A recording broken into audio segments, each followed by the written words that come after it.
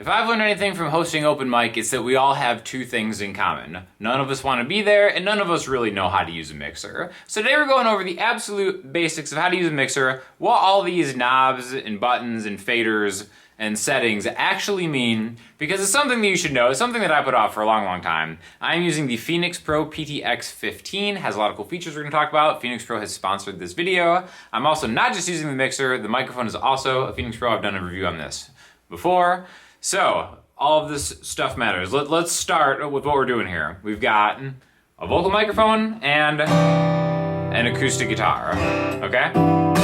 So, seems easy enough, right? Up here you've got your inputs. There's two types of inputs. We can have XLR inputs that a microphone or like another piece of like audio recording machinery might connect to, or like a line 1/4 inch input, okay? So you hook a XLR cable into a microphone, but since I'm using the wireless mic thing, I'm actually taking a balanced line signal out of the Phoenix Pro wireless unit and coming in with a 1/4 inch right here. So this is gonna be my channel 1. All of this stuff lines up and works together in line, all right? My second channel is gonna be the guitar. I'm just grabbing a cable right here and then plugging it right in, all right?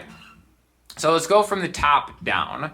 This first red knob right here is the gain. This is something that everybody screws up when they first start out. Some people think of it as just like a volume knob. It's definitely not a volume knob, okay? It can kind of work that way, but you need to set your gain at a proper level to have your fader be the volume. Okay, so right now you're just hearing my voice through like the internal camera audio. As soon as I start bringing the fader up, you can start hearing me through the speaker. I'm going into a Bose L1 sound system that this is just plugged into, right?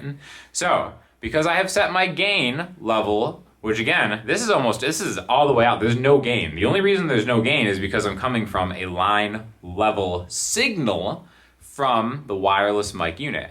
Once I start introducing this, yeah, it's gonna get louder, but you're also gonna run into some kind of like distortion clipping things. So you can use gain as a little boost, a little extra boost there, but you wanna set it to the point where it's just gonna sound good. It's like, all right, I'm getting a signal, I'm getting a good healthy signal, and then I'm using the fader to control the actual volume of it, all right?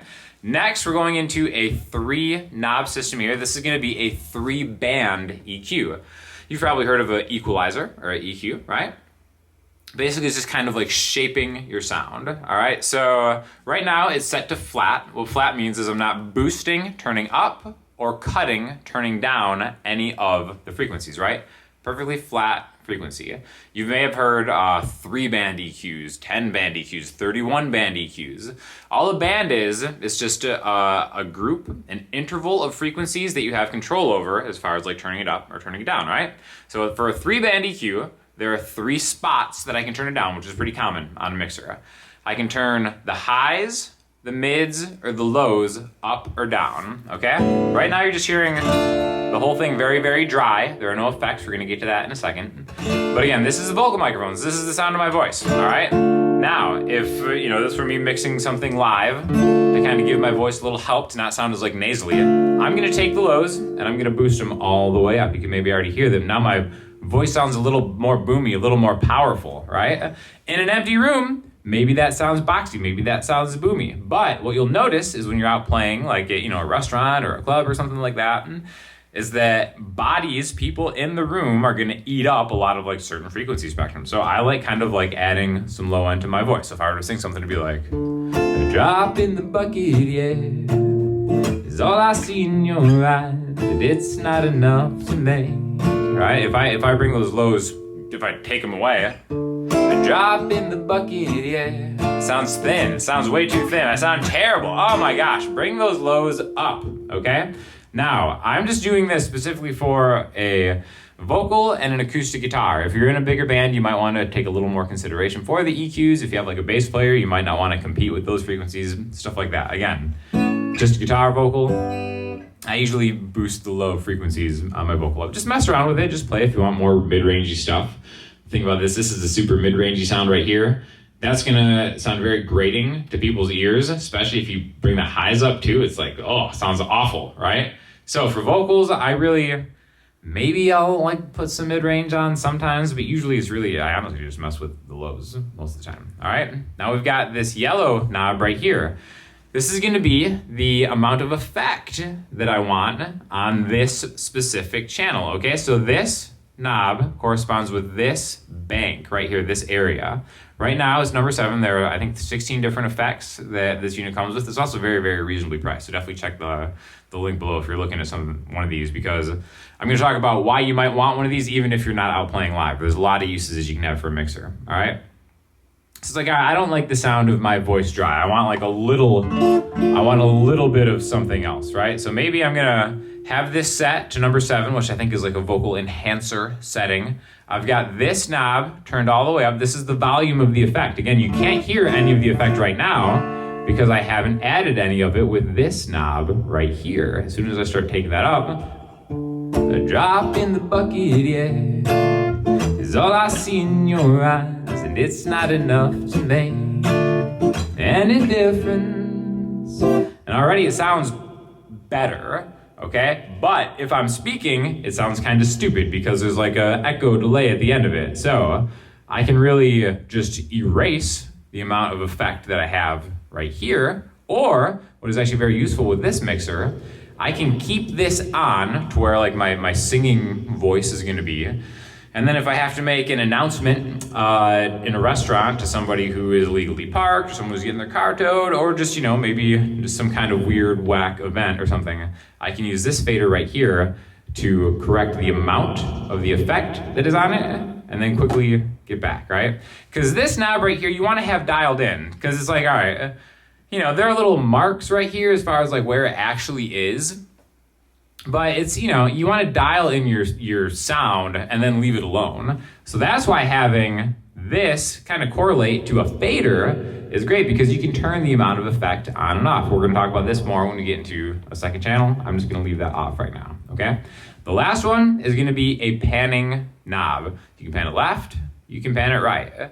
Right now you're hearing this in stereo, so you're not going to hear any difference at all. But if you're going to use headphones, or if you're using some kind of like stereo system, stereo effects, stuff like that, you can place something.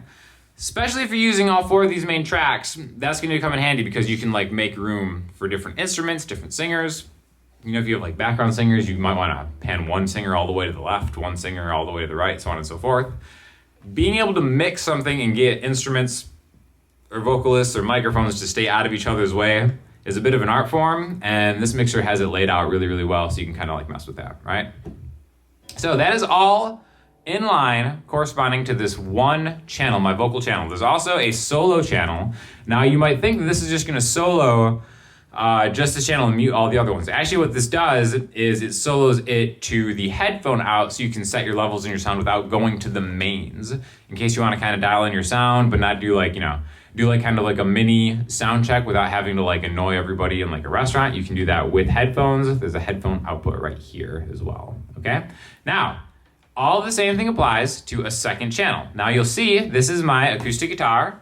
I've got a little more gain dialed up, right? Because the output on the acoustic guitar is a little bit of a weaker signal than it is from my microphone box that's plugged in. I'm just going off a battery in this here, right? So I can dial in what I'm doing here. I can boost the lows on the guitar. Sounds a little richer. I don't want to overpower my voice now. What I definitely don't want to do, I definitely don't want to boost the highs on my guitar, because then you get this sound. The worst sound in the history of humankind is a piezo.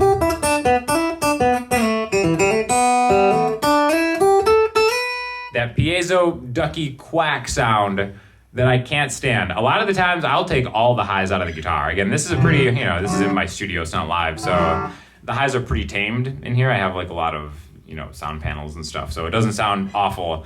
But if you're in like a restaurant with like tile floors and glass and stuff like that, this is great because you want to turn some of the highs down. Again, I'm just gonna leave this at flat. Now, why these knobs are really, really important is because you can send the effect to different amounts to each channel, right? So remember, if we have my effects thing on, I think maybe this is a distracting amount of effects for my vocal, so I can back off the vocal just to kind of give it a little extra space, and then maybe make the guitar a little dreamier, right? See how I can like really dial that up?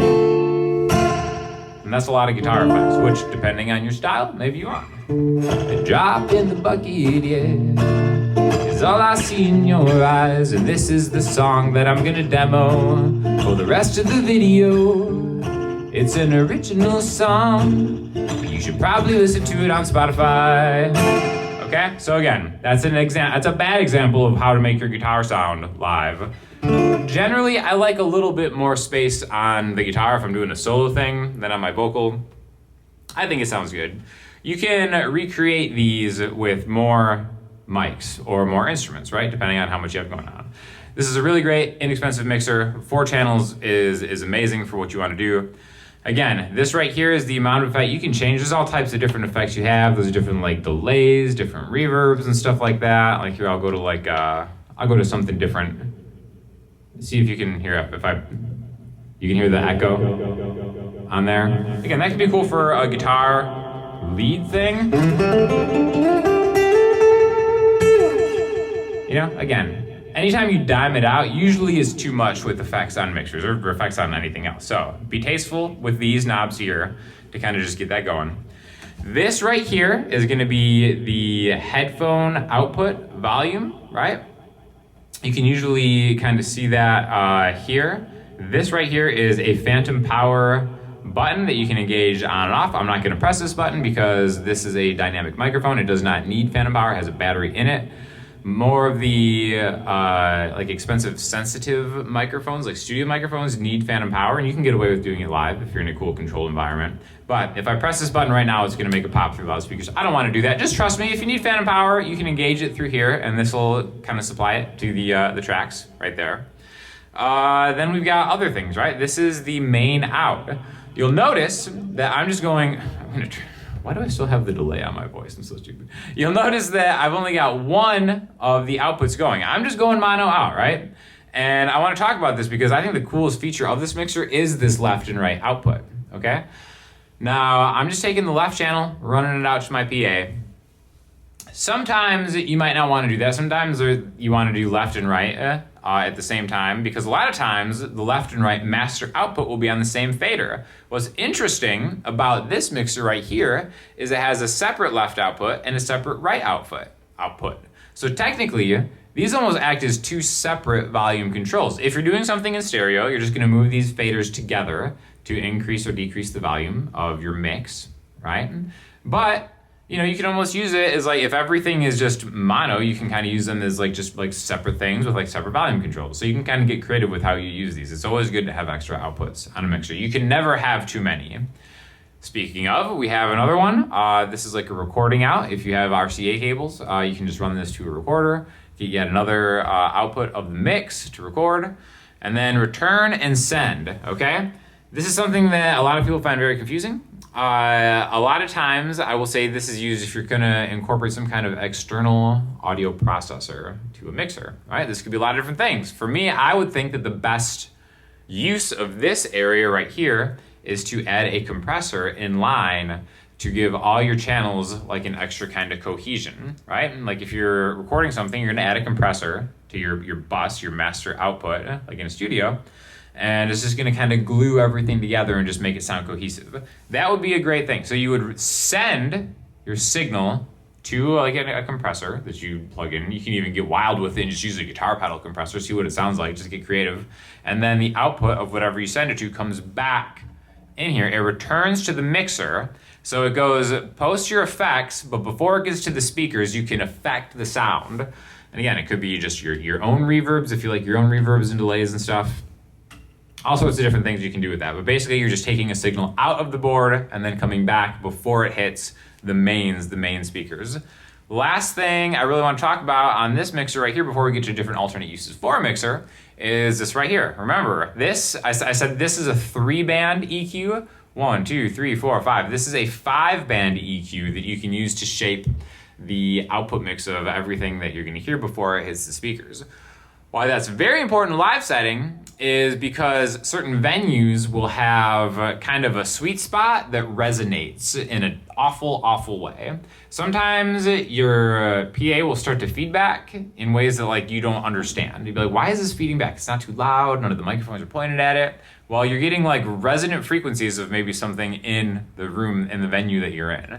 So the nice thing about this is you can kind of just test these, right? So there you can hear that boosts everything, but I'm boosting it so much that my guitar is actually vibrating and it's on the verge of feeding back. So maybe if you're feeling that sensation with it set to flat, that's something that you want to cut, almost using it as like a high pass filter. So these are just ways that you can kind of very slightly use. Having something like this as an external rack mounted piece of gear is something that used to be 100% essential for every live thing that I would do, just because you want to be able to get loud enough without feeding back all the time. And feeding back live is such a beast to have to control by yourself when you're performing on an external piece of gear. So it's nice that you can kind of just really quickly reach to these and shape the sound. The other cool thing about this specifically is this bank up in the top right of the mixer. There's a USB in. This is if you keep like MP3 tracks or something on a USB thumb drive, flash drive, you can plug it in here and play them off the drive, or you can use it, you can switch the modes right here, and see it says blue, that's for Bluetooth. You can stream to this, and then you have a fader specifically just for that MP3 level thing, okay? So, these are each of the channels volume. This is the effects, the amount of the effects, right? There's my effect, it's unlistenable. I just run that back. It's a regular just sounding microphone. MP3 is if you're streaming Bluetooth, great for karaoke, stuff like that. Or open mic if you want to just do it to a track. If you're playing along with tracks, that's how you can kind of incorporate that into this mix right here. And then like I said, left and right, if you're doing stereo, again, I'm just going left in, so I'm really just worried about the left out. And that's essentially it for how a mixer works, okay? Again, you have to plug this in. Most of them are active mixers. There are such thing as passive mixers, but the good ones plug in, right? Like I said, this one's good mixer, very reasonably priced. So like I said, check that out. Thank you Phoenix Pro for sponsoring this video. Now, even if you're not playing live, there are still different things you might want a mixer for, right? Sometimes you might have an audio interface that only has a couple of inputs. Now, the audio interfaces, usually the more inputs that they come with that you could do at one time, the more expensive they get. So if you have an audio interface that only has a couple inputs, you can get a mixer to plug everything into and then use the output of the mixer to send into the audio interface. Doesn't even have to be just recording, it could be like a live looping practice station. One thing that I cannot stand is having to plug in and unplug all sorts of gear. I think that's like one of the biggest obstacles for me in like actually like playing live and stuff like that is just that in and of itself. Okay, like if I'm always having to like unplug stuff and plug it back in, it's like I'm just prone to not really even do it at all. Okay, so that's just one reason you might want a mixer, just to kind of keep stuff plugged in, have a hub that you can kind of like keep everything on, run it into, expand the capabilities, the recording capabilities of an existing interface. And essentially that's it. So let me know if you guys have any questions or comments in the comment section below. Hit me up on Instagram, Twitter, the website with more questions. And again, thank you to Phoenix Pro for providing the mixer, sponsoring the video. And if you have any questions about Phoenix Pro, let me know and I'll touch you guys soon. Thanks a lot.